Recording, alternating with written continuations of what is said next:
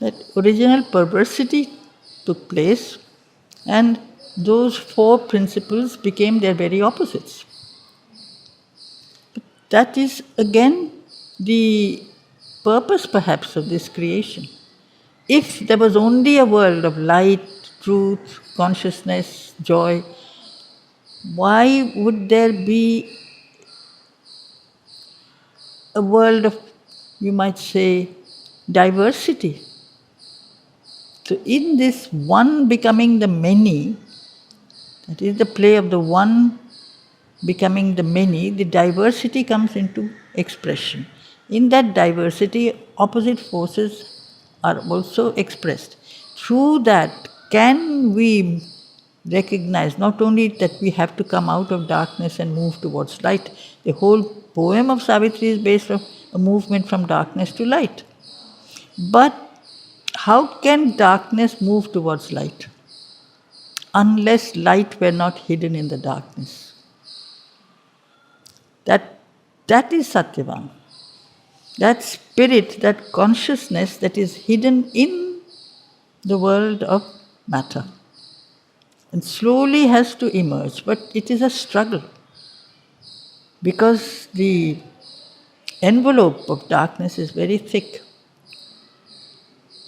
But it is this which is the whole journey of consciousness that earth and man have to make according to Sri Aurobindo and the Mother.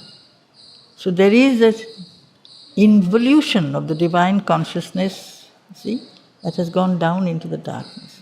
Savitri is the force that has come down from above to help to raise this darkness. So it's the conjunction. And Savitri would not have come down unless from the earth there were not an aspiration, a call. That, you might say, the symbol of the human aspiration, aware that it is possible because he is also that. The aspirant is aware that the truth is there, and that aspiration is Ashwapati. And he calls, and so because of that strength of his call, which is not only knowledge, he knows, but it is also devotion and surrender. This is the yoga of Sri Aurobindo. He fell down at her feet, unconscious, prone. He saw the presence. He saw that there is that force that is there. That intermediary linking power that is above and the power that is below. This link is the Mother.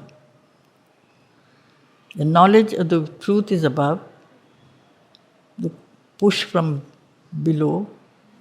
The mediatrix, the link is this. So she has to do the work. So in a sense, the Supreme, Savitri is the whole of Sri Aurobindo's and Mother's yoga. Supreme puts, this is what is the truth. Who will make it happen? Who will work it out to break our resistance, our ignorance? That she has to come down into the darkness also. If you read Mother's life, she has also come down into the darkness. She has worked her way through every possible human experience. All the difficulties, all the not only, she's not lived a life of isolation. Neither has Sri Aurobindo. They have not isolated themselves and sat doing their tapasya in some kind of monastery or a cave. They have plunged in the world because they have come for the world. They've taken into their scope everything that anyone can be. Would they know our lowest levels of smallnesses? Would they be familiar in them? Yes, Sri Aurobindo speaks of the dark unconsciousness that when he was at the age of 10, I think he says, he felt a cloud of, black cloud of unconsciousness that seemed to fall on him, which lifted only when he returned to India and he stepped his foot on Indian soil. So, it was more than 10 years. And he also had to struggle, he also had to suffer. He, in the beginning, thought he was going to do his tapasya or yoga for the sake of liberating the country. But after a while, it was not for the country, it was for the change of the earth's consciousness, transformation of the earth's consciousness, which is why he no longer lived for the political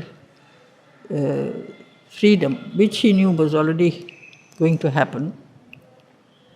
But he came to the ashram, and then obviously Mother also. Mother also, right from the early childhood, had felt the same thing. She also had to go through many struggles, and every level was difficult, right from her earliest childhood. But she grew through them. And she made the most of them. She enjoyed life. She enjoyed working, she enjoyed painting, she enjoyed... And also, I can't say she enjoyed suffering, but she suffered. She also had to suffer, go through a difficult, you might say, social or family life. All these were not easy for her. But she did not come to have an easy life. When she came to the ashram, it was not easy either. With all the ashramites always trying to sponge on her, not easy. Everyone feeling, why do you give more time to this person, why not to me? All this is a continuous, work she had to do. She had no time for her own real self, so little time for herself, so little time Sri Aurobindo had for himself. All this is there. But it's for the earth, it's for mankind. The ashram is like a small, Mother says it's like a small laboratory. All kinds of beings at all levels of development came here. It's like different specimens. She's used the word specimens.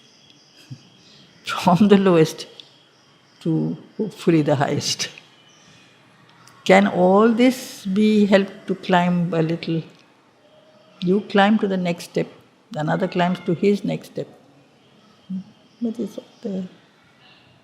But one never thought that a place like, officially that's called an ashram, would be a place where children would be there and they would be playing and running around, or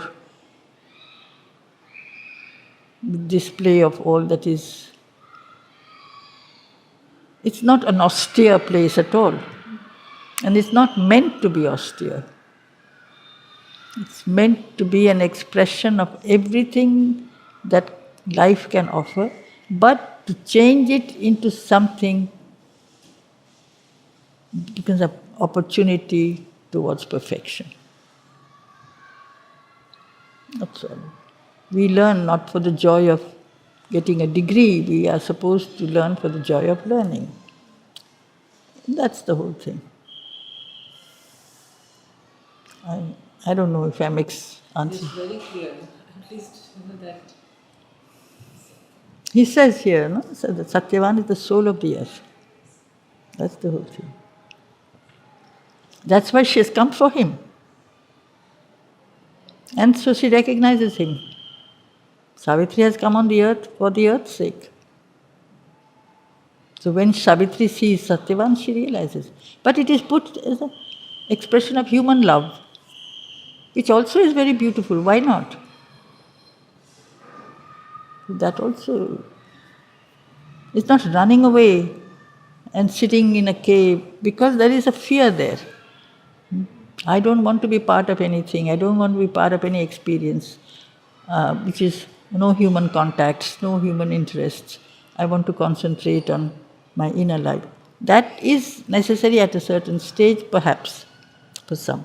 But having established that, which Sri Aurobindo himself did, he went into everything. He did everything. You read the kind of things he has written. I don't know if some of the plays that he has written. Have you read the Wazis of Basra? He wrote it in jail. And there is a character there, such a naughty character, Sheikh Ibrahim. He's a drunkard, he's a hypocrite. He loves women. And he says that he's living there in that place, he's only praying and worshipping God. Or you have another character, liar. But it is said with such good humor. It is one of the most enjoyable readings. But you would say, our Guru has written a play like this. Characters that are really in the ordinary world, moral world, they would be called sinful. They are not. They are very enjoyable. They are wicked, yes. They are hypocrites. But that is our human nature. He's just taken out that and put it. And when you read, you can't stop laughing. But you look at yourself, maybe you are also a bit like that. But it's very enjoyable. So he is not a moralizer, Sri Aurobindo. He pictures.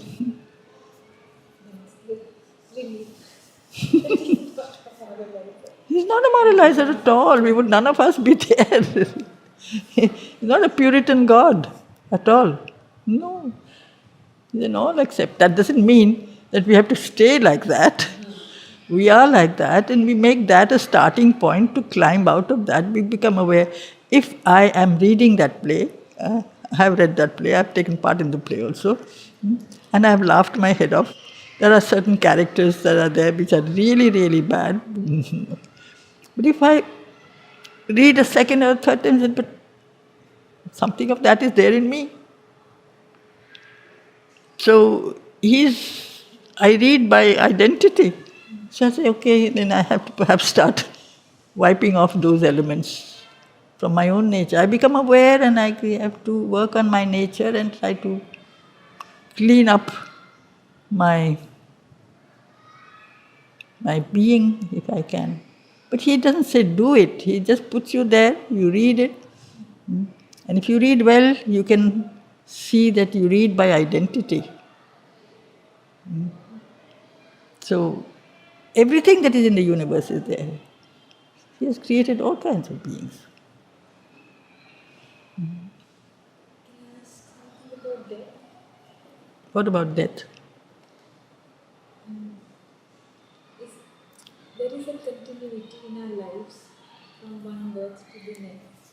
So isn't death kind of closing of one chapter of our life? And doesn't it afford some kind of rest? Or is it an inconscient rest? No, it is also a rest, perhaps, yes, for a while. There's that the canto here in Savitri also. But it is because we can't continue as we are indefinitely. It's not possible. Our capacity, just as physically, you arrive at a exhaustion at the end of the day, you need to sleep. Well, it's the same thing on a larger scale. Could you work without sleeping from day and day and day and day as you are? The gods can. They don't sleep. But we can't. There is a cycle of fall, which becomes a rejuvenating, you might say, climb, because after that rest we climb up again. So for a long time we need that fall. We need to rest. But do we need to rest by sleep? When you sleep, do you really need to go back into the unconscious state of sleep? Or can you go into a conscious state of sleep? Similarly, that's a training Mother has talked about a lot, how to go to sleep and not go back into this unconscious and the subconscious. It's not easy, it's difficult.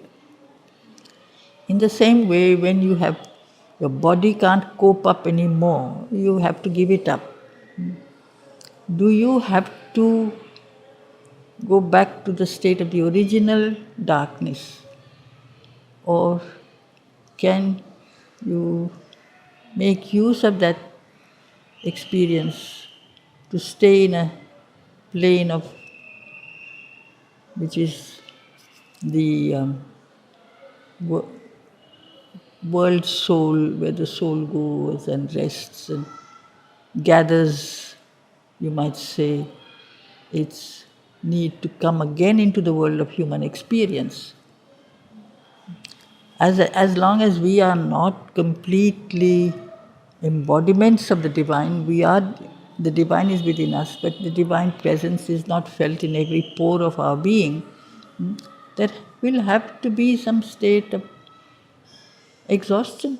Gets, we lose. So it has to be. But that is why Mother's yoga finally ends with the transformation of the cells. It's not only a change of consciousness in your inner being. You start with that, you get in touch with your psychic being, or you can be your heart, or even your physical activities can become expression of consecration, and you offer your activities to the divine. Those are things which you can try, or your aspect of knowledge, you want to know the truth. But what about every cell of your body? They are not. The same principle is there. The same consciousness is in every cell of the body. You have to work on that until that presence of unconsciousness is not rooted out. There will be death. Cannot overnight become immortal. And yet the presence of immortality is also in every cell. We are dual beings. The light is there. So can this light be made to come forward? Can this acceptance of death as normal be, in order to root it out, we have to eliminate our ignorance or our half knowledge. Until then, this will happen. Which is why Sri Aurobindo's yoga is not just a yoga of realizing the higher light, it is yoga, integral yoga, yoga of the transformation of the earth, of the body. It will happen. When, for that is the reason why not only he has come, she has come, they brought down the supramental in the body. It is at work. It is at work. It is slowly will eliminate the hold that darkness and ignorance has over our natures, not only over our minds, our lives, our bodies. We accept that we are imperfect. And that acceptance is based on the fact, it is true, we are imperfect. Why? We lean towards imperfection and say this is normal. The day we say it is not normal, it's the beginning. If I am a child of the mother, I call her the mother. So if I am her child, why am I so unlike her? That's the start, isn't it? But it's a very long story. It's a long process. Is the concept of psychic also something new which was given by Mother Shravin, or has it been taught before? What? The concept of psychicization. Concept? No. It's a very ancient concept. This is called in India, this is called a Chaitya Purush. It's not your soul. The soul is divine. It's already complete and perfect. It is there in everyone. Your outer being is not divine.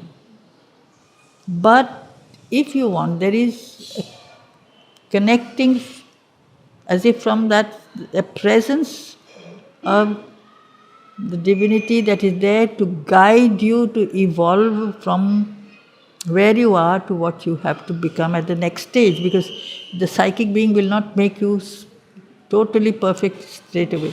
It's like a staircase that you have to climb, take you to the next stage. If you turn to that guide will help you. That guide is a projection of the divine presence. But it is not the soul. It is not the Jivatman. This is called the Chaitya Purush. It is not a new concept.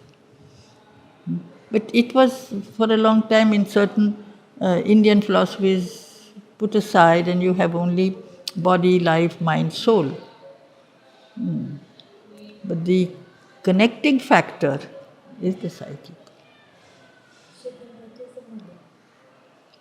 If you like, because it is the force of evolution. Yes, if you like to call it that. Because you said no, that the aspect Yes, if you like, because it is not your heart, it is behind your heart. Mother often speaks of the diaphragm, the solar plexus, which from the physical point of view is your nervous center. Well, this is the spiritual nervous center, from which you get all the strength. So there are moments when you can go within, connect with that, and it gives you another kind of a experience so that you can proceed forward. that goes with us when we go to the next life. Yes, it will take you to the next level so that you can complete the experience. It is not, you have to have a total experience of life. So, a being who has been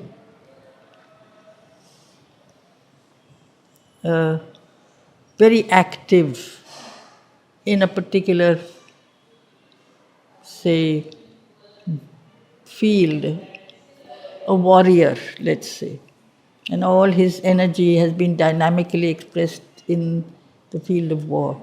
He has not developed perhaps his the inner tranquility or the knowledge, he has not had time to grow in wisdom because he had launched himself in the field of activity. So then that is something he will have to do in the next stage. He has to complete himself. So what it's not a lower or a higher thing, it has to become a more and more complete person.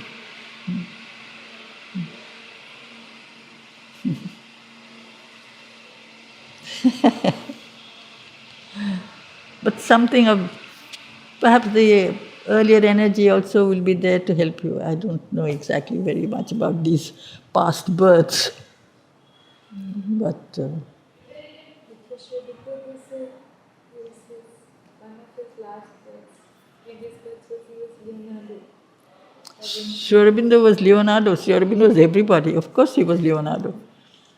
Leonardo was a complete man, isn't he?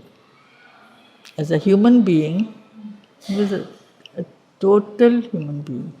Just if you look at him, not only an artist, but also scientist, also sculptor, engineer, one who could also plan out weapons for the war, one who was also into the domain of biology and anatomy, one who was, he did what he was not done then. He would go to the mortuary and make, yes, dissect cadavers, or he was the first to think of the flying machine. So, on which category did this being, this person, not really show an exceptional talent? It was incredible that he could really work simultaneously and he could use both his hands. He drew with one hand and painted with the other at the same time. He was ambidextrous. Simultaneously? Simultaneously. He paid drawing and painting, drawing and painting. And he could write, all his things are written. You can't read, you have to read them in a mirror. See, when he's writing also, it's this, he's not making his wisdom easily accessible. It's written backwards, you have to read it in a mirror. It's a very, very complete Renaissance human being, bringing out all the possibilities that are latent in the human nature. It's incredible to read his life story. I've read it.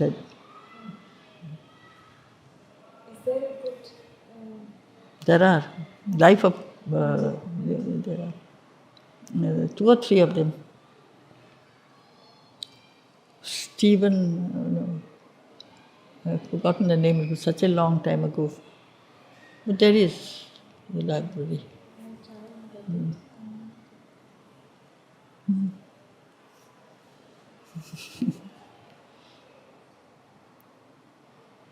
And that magical portrait that he drew, that's Mother. Just yesterday I was reading Amal Kiran's recollection of that. Mona Which Lisa. I think Mother, I was reading from an extract in which Mother tells Amal that I'm Mona Lisa. It, And then I think he comments that often we could see that smile in her. yeah. So Mother is Mona Lisa? Mona, yes. Which is why it's such a magical thing. You can't. Is she smiling? Is she not smiling? What is.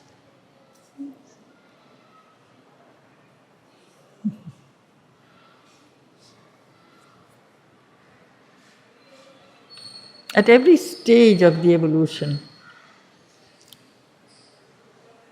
Mother was Helen, after all. Sri Aurobindo was Paris, who stole Helen away from Troy to Greece.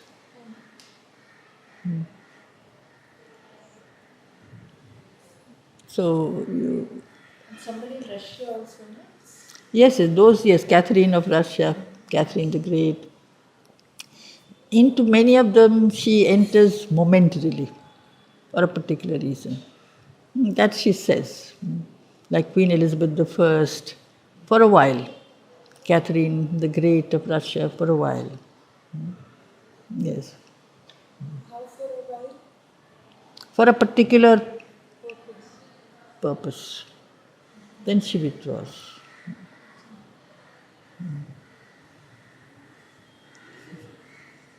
Yeah, the workings of the divine is so complex. This is a magical story, no? They're magical, yeah.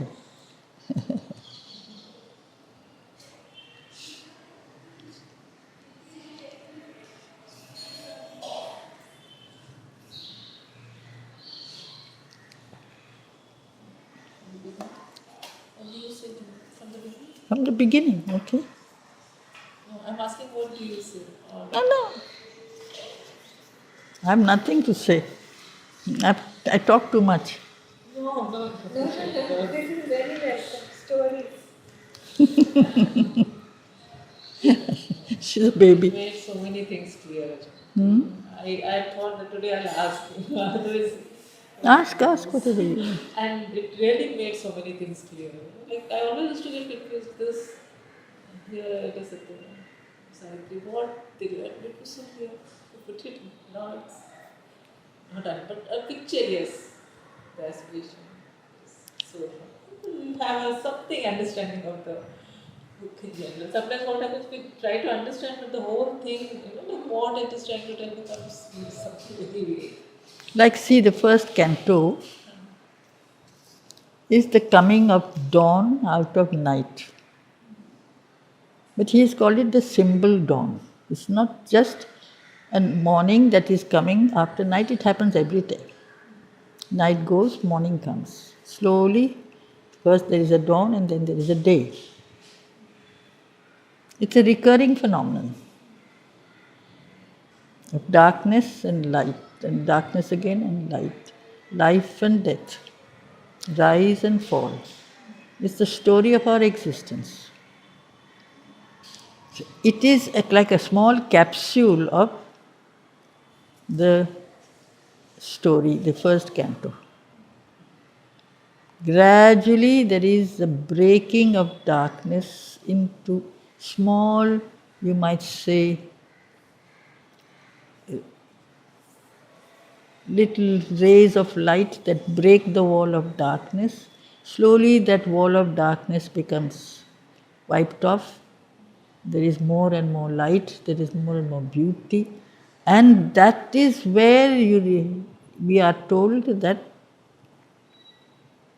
Savitri is sitting absolutely quiet, concentrated, gathering strength, because this was the day when Satyavan must die. So it's almost a kind of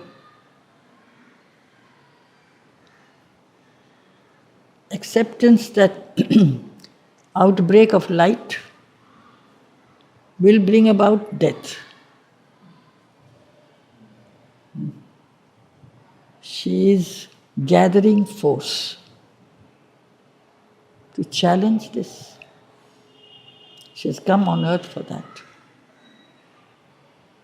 She has come to challenge this inevitable fall.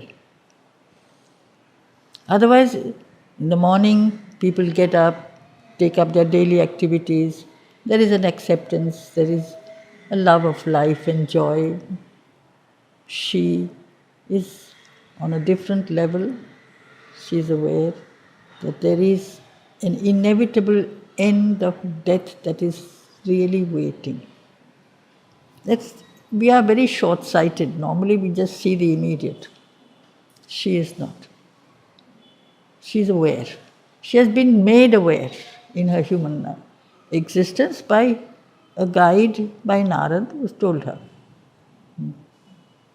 But she now is aware of her function, that she will not accept this as something inevitable. So the whole story is just that, a battle for this earth's soul by the power of creation, evolution, the mother of light, the mother that takes us forward, the love that is there in that evolutionary power. And because she is the mother of love, she is the mother of force, she is the mother of knowledge, and she will not finally allow this to happen. And the other force, the dead weight of inconscience, ignorance, inevitability that seems to have got stuck in this pattern of rising and falling, of living and dying, because the force of death is something which earth has again and again sunk into. Earth has sunk into death because she can't go on forever. She doesn't have the power, she doesn't have the knowledge, she doesn't have the consciousness. We don't. We go back to zero and to start again. So death takes us in. Savitri has come to stop that. So these are the two protagonists and antagonists in a drama. There are always two opposite forces. One is the protagonist, and Savitri the poem is named after her. The main character is called the protagonist. Death is the antagonist. And what are they fighting about, fighting for? They are going to fight for whom? For the earth soul, for the race. Okay. And why has Savitri come? Because somewhere on the earth there has been felt a call. You have to come. Otherwise this will go on forever. Someone has to intervene. Shall we stop? It's 5:45. You're not tired, no? You're sure? You are not tired. That's more important. No, it's not that tired. A little bit, not much. No, if you want to stop. It's up to you. No, it's okay. So therefore, it's a symbolic dawn. It's on all different levels. It's a physical description of the morning. It's a psychological description of the individual who is unaware when we live in a most automatic, unaware manner. And it's a universal phenomenon. It's not only an individual, it's a universal phenomenon of the movement from inconscience to consciousness. The whole journey of darkness to light is a movement of unconsciousness to a consciousness. This is the whole pattern of evolution. But evolution in Sri Aurobindo is not straight. It is spiral movement. So there is a rise and a fall. To really be able to ascend without falling, that requires that no longer are we slaves to the lower nature. Earth is still slave to the lower nature.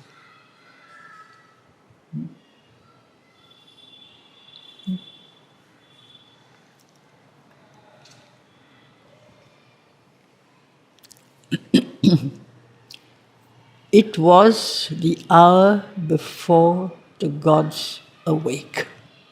It's a perfect line, perfect, absolute, rhythmical, balanced sentence. Showing a kind of a state of total, undisturbed, there is no disbalance in the line at all, in the rhythm also. What does it suggest? That the gods should not be awake? What are the gods? They are the forces. They are the universal forces that are there, powers, principles, forces. It is the interplay of these powers and principles and forces that really creates our world, our existence. Light, life, joy, movement, energy, all these things.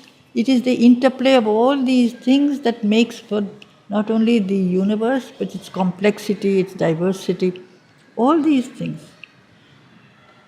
Here it was that hour where they seemed to be completely not awake, not active. They also seemed to have fallen asleep. So what was there? Nothing. An absence of all the play of existence. So there's not even a world. There's nothing. It's a blank darkness. But that's the state we can often find ourselves in. When you are not aware, when you are not awake to your inner life, you go into that state also. The total absence of consciousness, the total darkness. This is true for the individual. It is true for nature. Outward nature is also when it is totally dark. There is no moon, there are no stars, there is no sun. There seems to be nothing. It occupies a huge place in creation. No sign of life. Nothing. You're not aware. If you say sign of life, you can see it. If something moves and you're aware, there is a sign. But if I am totally blind and completely cut off from any conscious expression or knowledge of myself, there is nothing for me. Like a person who is in a coma. The universe is not there for him. Nothing is there for him. He may be alive, but it's not life. The earth is like that. Our state of existence is like that. It's on every different level. This one line can be read on different levels, with the most physical to the most, occult and spiritual levels. It is when the play of the forces not only take place, but we become aware of the play of the forces. Then something starts to happen. Until then, there is nothing. That is the total unconsciousness, total ignorance, which is the starting point. When will the gods wake up? We won't read much, I'll read just a little bit. Across the path of the divine event, the huge, foreboding mind of night, alone in her unlit temple of eternity, lay stretched, immobile upon silence march. The divine event, the waking of the gods. But across the path, that means blocking that. The waking of the gods, the waking of the manifestation of the different forces, the different powers and principles, the play of all these energies, something seems to stand blocking that. What? Night, darkness, ignorance, foreboding mind. Night is frightening. Foreboding is fear. It is as if we are afraid. In us there is a mind of night, isn't it? The presence of darkness. We are afraid of light, we are afraid of truth, we are afraid of change, we are afraid of becoming something that we are not used to. Something stops us. We fall back into our original state. That also is possibly suggested here. She is there, this night, in her temple, because night rules. Night is like the ruling power, goddess. Ignorance seems to be the ruler. But she is also, night is the mother of light. But it has to be lit. It can be lit. Unless the light is on, there is nothing but light. So this mind of light lay stretched upon the edge of nothingness, of silence. She is blocking. That is why there seems to be no creation. There seems to be a blank.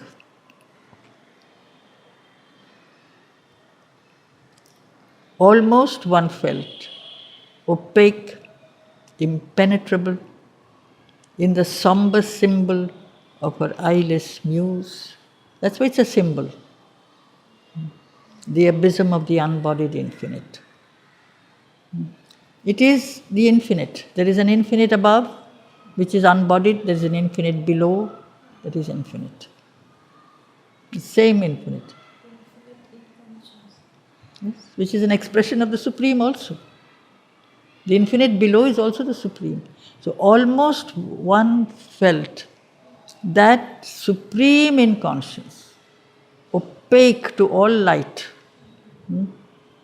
which would not allow any kind of conscious ray to pierce through her, impenetrable.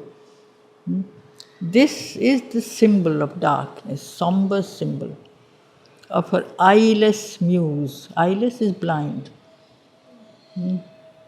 It's a blind, you might say, a refusal to open to light. You open your eyes and you can see light. In man, there is a refusal to open his eyes to light.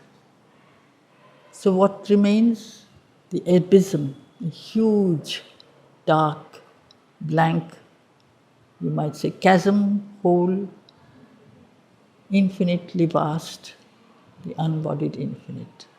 A fathomless zero occupied the world. There was nothing. That's the start. Okay, we stop there. One thing I just want to say, see here, he is using almost, so he's pointing that it is opaque, but it is almost. There is a sign that, I mean, he's assuring them it is almost, it's not complete. Almost one felt opaque, impenetrable. Now see, one felt. If you can feel, that is the beginning of something. Isn't it?